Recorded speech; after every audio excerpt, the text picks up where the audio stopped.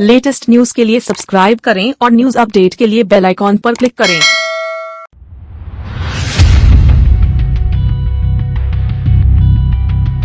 Corona, जिसे कोविड-19 के नाम से भी जाना जाता है, ये एक विश्वव्यापी महामारी है और इस महामारी से बचने का एकमात्र उपाय है सावधानी।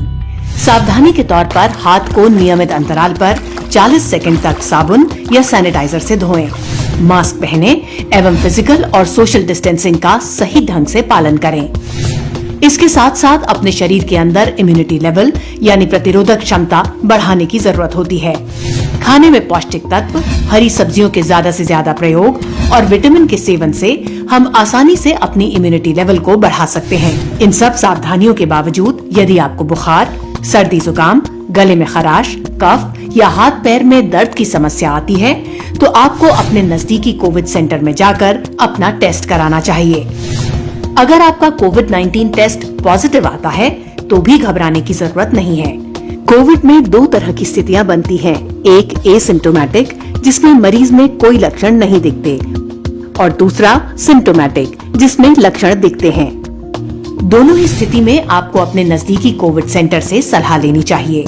सहायता केंद्र को सूचित करने के बाद आप उनके मार्गदर्शन में होम आइसोलेशन में जा सकते हैं।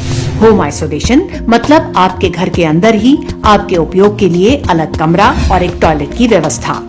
होम आइसोलेशन के दौरान मरीज के कोई भी परिजन मरीज से किसी भी तरह का संपर्क नहीं रखेंगे। मरीज का केयरटेकर भी मरीज के बंद कमरे के बाहर रखे हुए टेबल या कुर्सी पर आवश्यकता अनुसार उसके उपयोग के सामान को रखकर फोन या आवाज देकर इसकी सूचना देंगे। केयरटेकर के लिए भी ये जरूरी है कि वो संक्रमण से बचने के लिए सारी एहतियात बरते।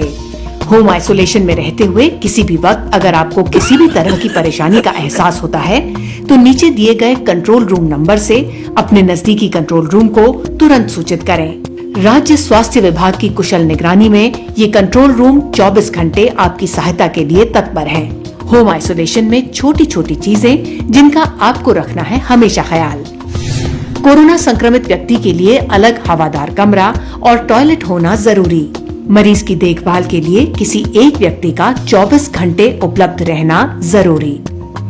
घर में अगर बुजुर्ग, गर्भवती महिला या छोटे बच्चे हैं या फिर कैंसर, अस्थमा, सांस की बीमारी, डायबिटीज, हृदय रोग या किडनी संबंधित किसी भी गंभीर बीमारी से पीड़ित कोई व्यक्ति है तो ध्यान रखें कि वो किसी भी हाल में कोरोना संक्रमित के संपर्क में न आए। मरीज के परिजनों को नेगेटिव होने की अवस्था में ही रिश्तेदारों के घर शिफ्ट किया जा सकता है।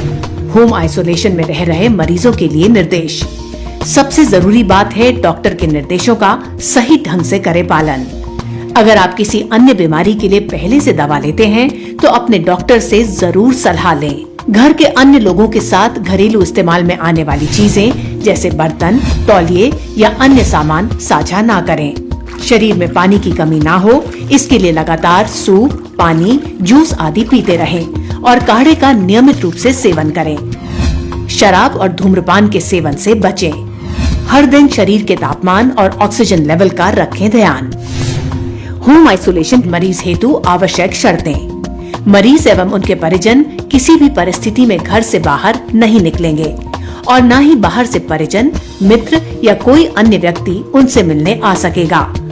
जिन मरीजों को होम आइसोलेशन यानी घर में ही अलग से रहने की अनुमति प्रदान की जाएगी, उनके घर में घरेलू कार्य में बाहर से सहायता के लिए नौकर, माली, ड्राइवर, बाई या अन्य कोई सहायक नहीं आ जा सकेगा।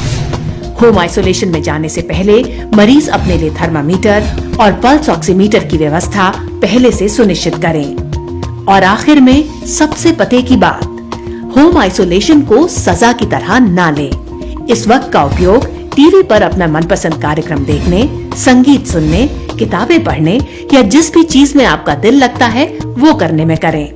भरोसा रखिए, कोविड के खिलाफ इस जंग में आपकी जीत तय है।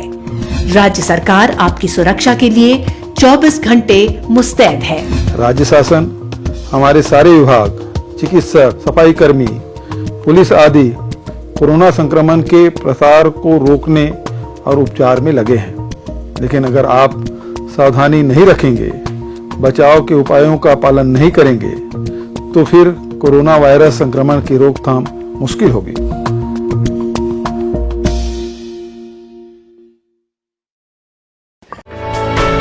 For more news updates, do subscribe, like, share and comment. Clipper 28.